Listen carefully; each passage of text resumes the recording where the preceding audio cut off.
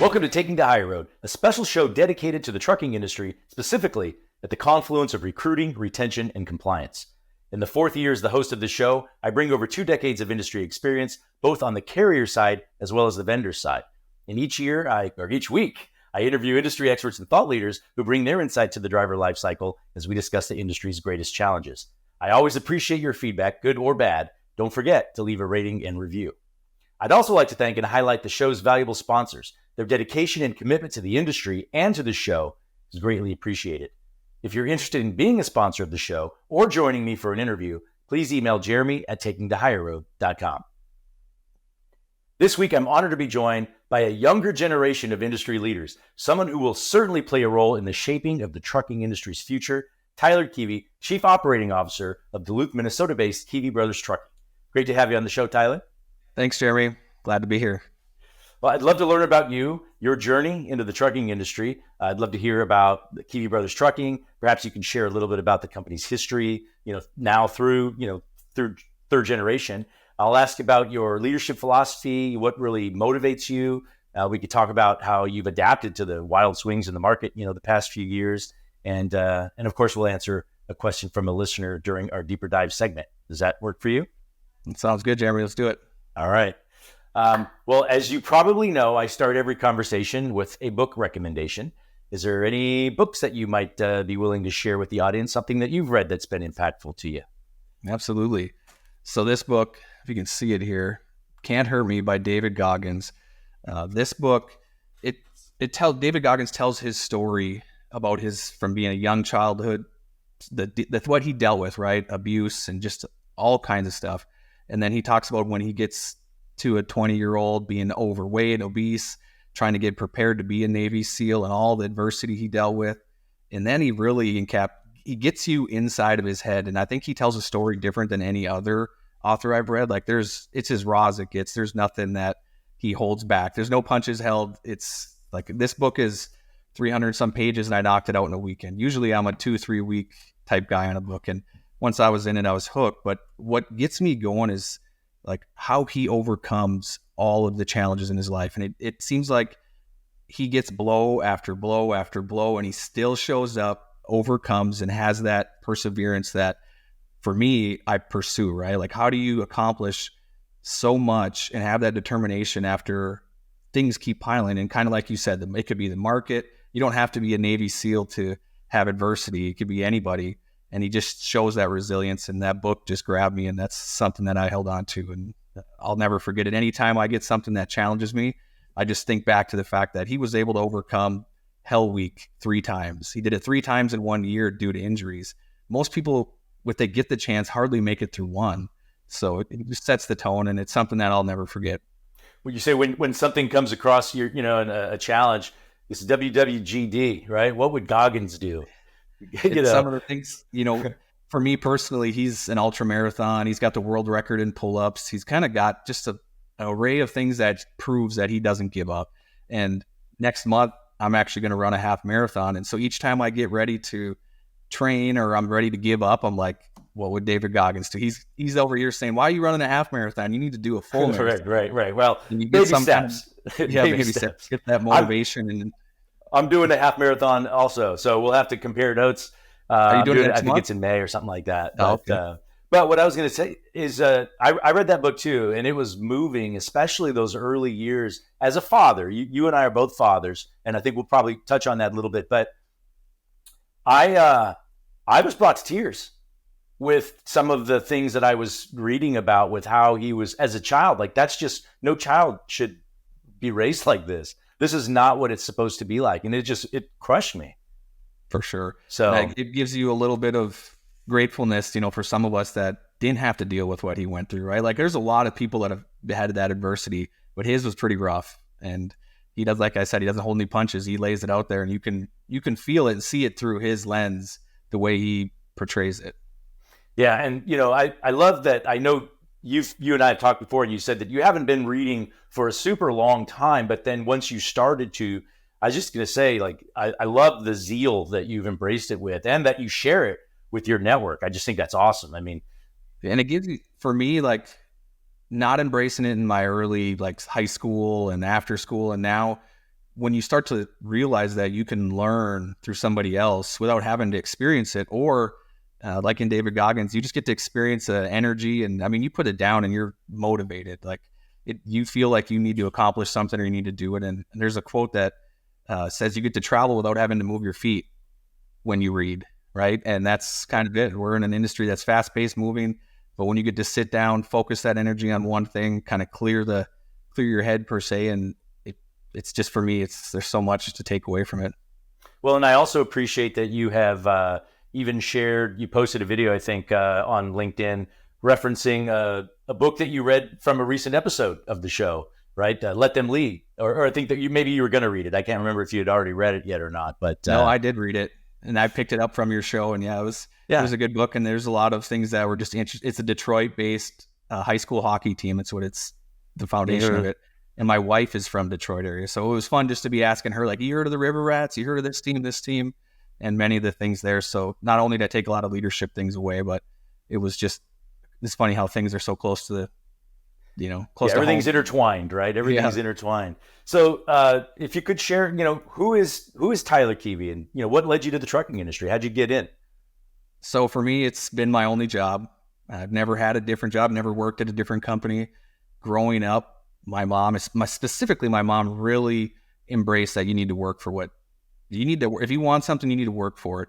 And that wasn't when I had my license. That started at 12, actually. Once I was in summer break from school, I rode to work with my older brother. Or when I turned 16, I drove to work. And that was my introduction, being around big trucks, working in our shop.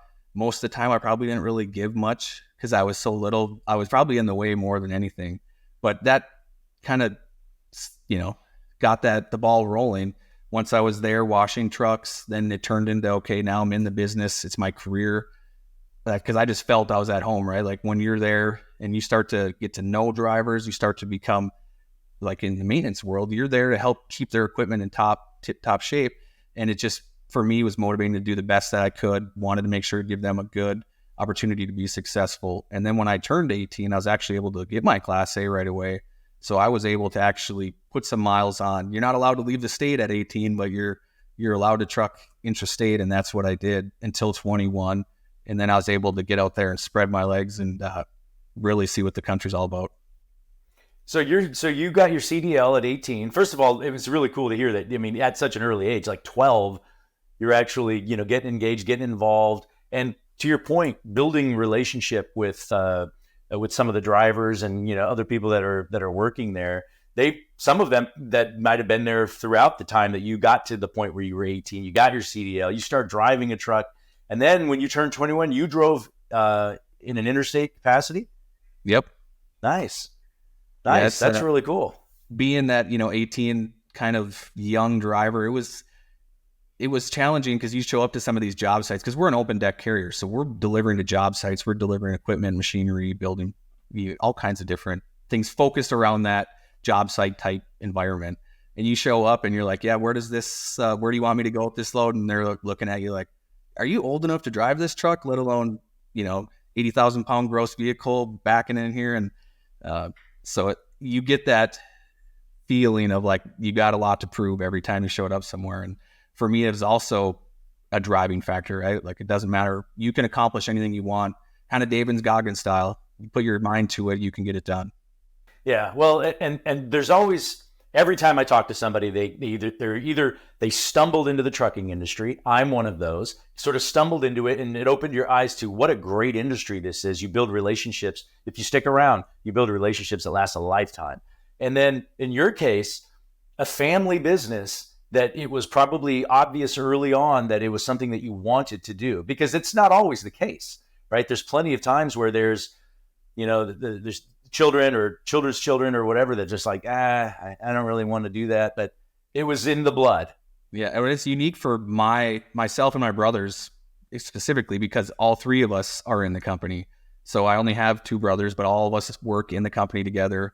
We all kind of followed that same progression from the shop, the truck washing, the very beginning in the state, traveling across the country, getting into the office, learning how fast-paced operations is. And once you get a taste of that, like it's rewarding, demanding, but it's just moves. There's never a dull moment. And I see a lot of people that come into transportation, never done it. And they're like, did not even know this was here. Like they're just commuting down the interstate, not realizing that all of these people, these teams of people and these truck drivers put a lot of work in just to get that produce on the shelf or that lumber into the hardware store. Like, and when they get in it, they're like, this is awesome. And they love it. Just, and if it's for them and they leave it, they're always kind of craving that rush again. Like I just couldn't get that fulfillment anywhere else. And you see them come back into this industry through some other facet or back into that career they were in previously. Well, before we talk about Kivi specifically, because I do want to ask just a little bit more about the company, you are a father of 4, right? So how old are they, and kind of how is that? Because that's another major responsibility, far and above, operating a trucking company. That's quite the balance that try to manage both. Yeah, it keeps us busy. We have a 2.5-month-old, 2-year-old, a 4-year-old, and a 7-year-old. So one boy, 3 girls. And it keeps me busy. Soccer's getting ready to start. I coach and making sure that they're, getting all the things that I want to make sure they get opportunities to experience. And maybe they'll get that bug for transportation. It's a little too early to tell yet, but you never know. They'll have plenty of exposure to it in a good way, Sure. Right? And that's what I love. My kids, I obviously I'm not operating a trucking company anymore, but they have tons of exposure. I have a 9, 10, and 9, 11, and 12-year-old. My daughter just turned 11. And they're around trucking related stuff all the time. I mean, so who knows? I think when you're in trucking, it's not necessarily a 9-to-5 type job, right? Like it comes home with you for good or for bad, and they get that exposure sometimes whether they want it or not, right? A driver needs a pickup number because he didn't have it prior. You're there to help, and they get that contact and they start to learn what it takes and what it means to be in the trucking industry just by being around it. Not even necessarily sitting in the office or being in a truck. You just start to learn like this is what goes on, and good introduction. And being your children and his mind, they respect drivers on the road, always conscientious of trucks on the road, as well as aware of how important they are, how essential they are to everything that we have, everything that they have. My daughter had a birthday party recently and she got some gifts. Every single one of those came via truck, like it's just that awareness. We are instilling that. Now the average, motoring public probably doesn't even think this way, but we do because we know, and that's certainly something that we are instilling, in our children. And that's kind of how it happened. Obviously the 12 going to work, it wasn't just our company that I was exposed to. My uncles, so it's not just one side of my family that's trucking. It's on both sides. My mom's side of the family. So my grandpa was a truck driver. My uncles are truck drivers. Then on my dad's side, my grandpa was a truck driver. My uncles are a truck driver. They still are, right? Like my dad still works at the company. I have uncles that still work at the company. So it's not like they just came and they're gone. They're still here. And so real curious to see what the 4th generation brings. Another 10 years, we'll see if they're out there washing trucks or have the itch. Well, let's talk about the 3rd generation and maybe going backwards to the origin story of Kivi Brothers. What can you share? Yeah, so Kivi Trucking, it wasn't Kivi Brothers right out the gate, but it started in the 50s. My grandfather hauled all kinds of different products from lumber to concrete culverts. That was kind of his base right there, concrete culverts. And he was one of the only in Minnesota to have authority. And so back then, and when you had authority, it was a big deal. People had to haul for you, and you kind of were in charge of a lot of freight per se. And so he kind of built his own foundation through that authority, hauling concrete culverts, logging, a little bit of everything. Then my dad and uncles, obviously, when they got old enough, kind of got into the construction industry. I don't think they all were driving right away. They did a little bit of everything. My dad was actually working asphalt paving and doing a little touch of this, that. And then I think they saw an opportunity to work with their dad, and they all bought their own truck.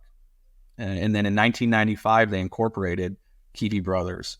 So from 95, then we've had that Kivi Brothers logo, and that's been us. And in 2017, my brothers and I were fortunate then to purchase the company from them.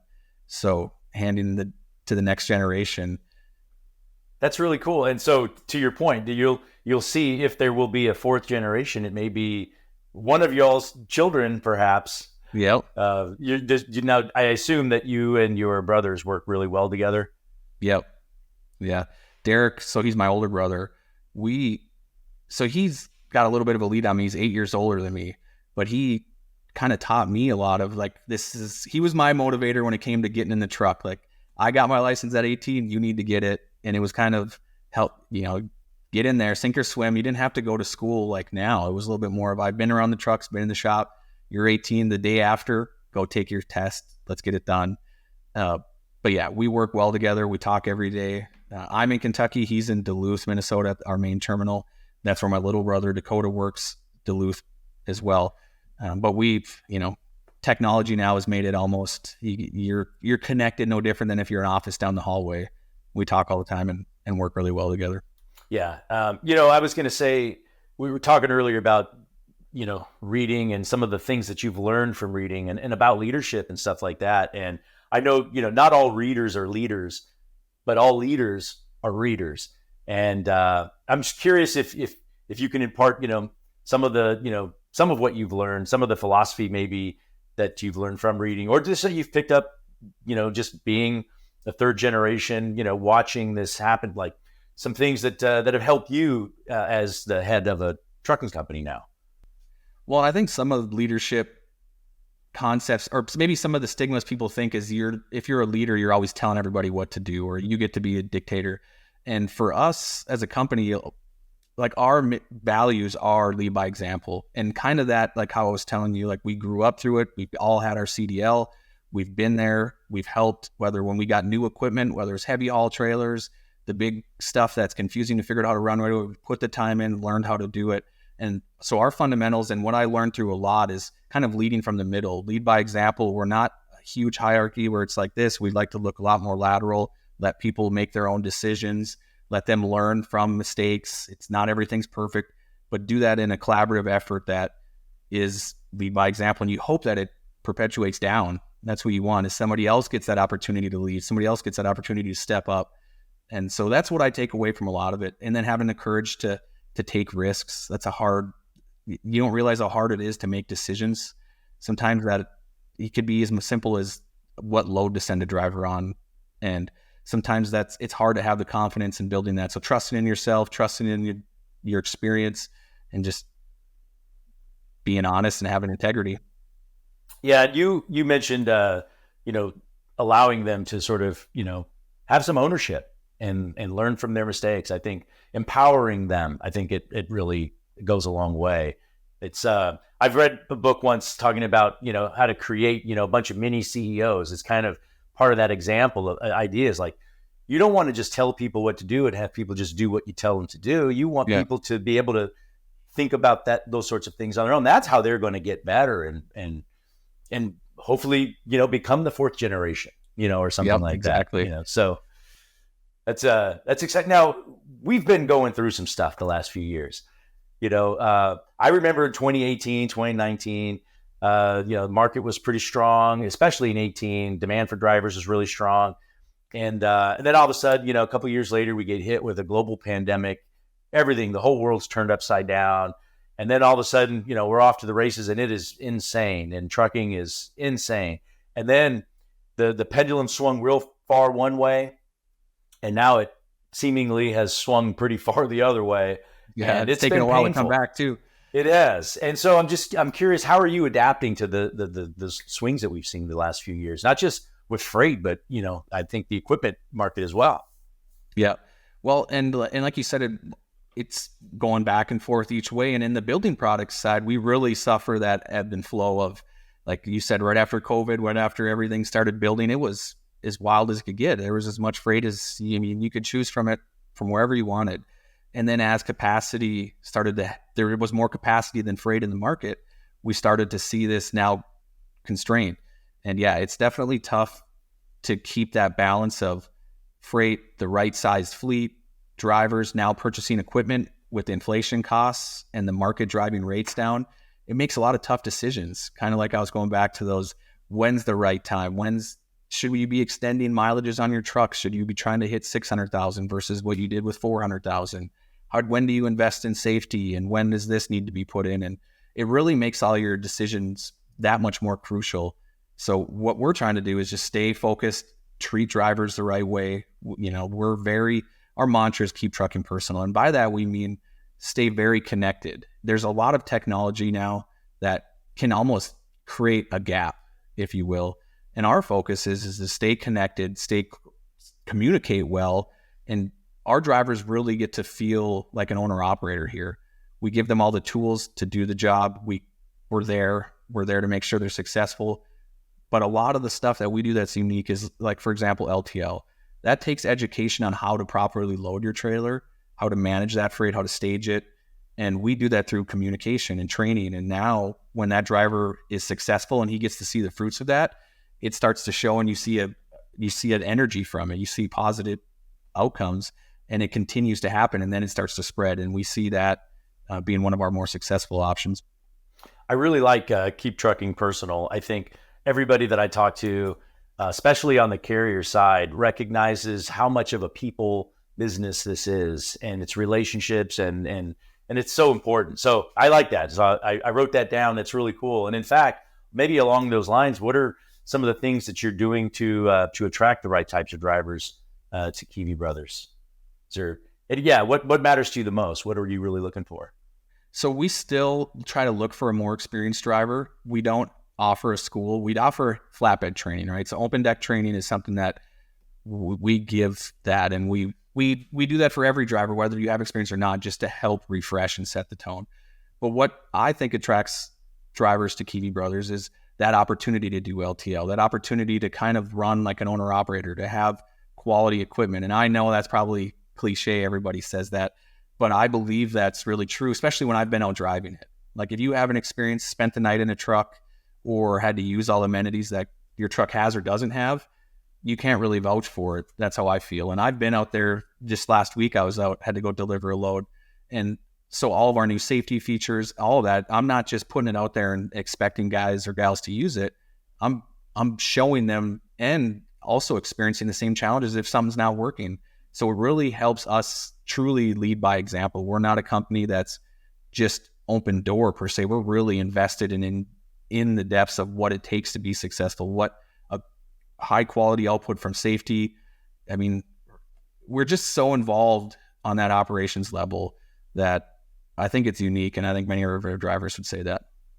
Well, and I know safety is really important. I know safety is really important to you, and so it's probably today not as challenging as of an environment to attract drivers as it was, say, 2 or 3 years ago. But I think it's always, when you're trying to find the right people, that it's encouraging that you have a training program or even a refresher program, because oftentimes you want people to do things the way that they're some best practices, and you can try to help to unlearn some of the things that maybe they had learned that aren't so great. But that's encouraging to hear. Now it's time for the deeper dive segment. We just have a couple minutes left. This is a segment where we take a question from one of our listeners, and today's deeper dive question is brought to you by National Transportation Institute.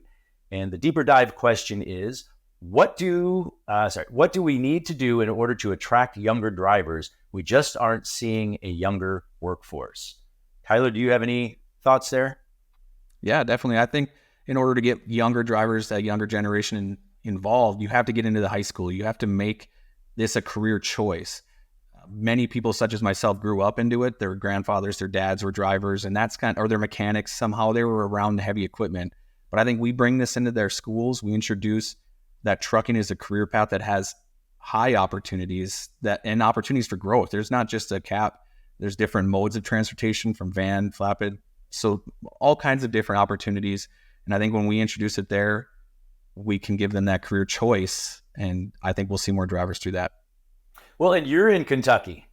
Correct. We've got a mutual friend and a pretty regular appearing, guest on this show, Lindsay Trent, co-founder of Next Generation in Trucking, and I know, are you a member of Next Generation in Trucking? by chance, the by of the Trucking association? So we work through that affiliate. Okay. Yeah, because I know she's doing exactly that work. Her and her co-founder Dave Dine are doing exactly that, really trying to get the curriculum through different high schools and so on. And I've shared this with her before. I feel like there is a challenge. It's a little bit of a cart before the horse scenario, where unless or until you can really get the minimum age at the federal level reduced to 18, you're hamstrung to some degree, because you can't. There may not be enough demand in an intrastate capacity. Well, and it's interesting because even when I was 21 and I was trucking across the country, it wasn't long, and I don't recall exactly how long this, but our insurance even said, hey, you got to bring him in. He's running too far. So they started to put constraints on me, and I had grown up in the industry. I had worked on our trucks. I had all the stepstones through it, and they were trying to throttle me back. So there's a lot of battles that have to be won to make this an easier entrance, and it's not so convoluted with all kinds of different things. But I believe it'll get there, and it has to get there because we'll need the drivers. Yeah, no, I agree 100%. Tyler, really appreciate you joining me. I look forward to connecting with you and meeting you in person at hopefully some upcoming industry events. Absolutely, Jeremy. I appreciate it. And thanks for joining me for another episode of Taking the Higher Road. Stay tuned for the next episode, as I'm joined by Candy Coate, Certified Director of Safety with Highway Transport. Once again, special thanks to the sponsors of the show. We really appreciate you. And if you're interested in being a sponsor or joining me for an interview, please email Jeremy at takingthehigherroad.com. Until next time, thank you for taking the higher road.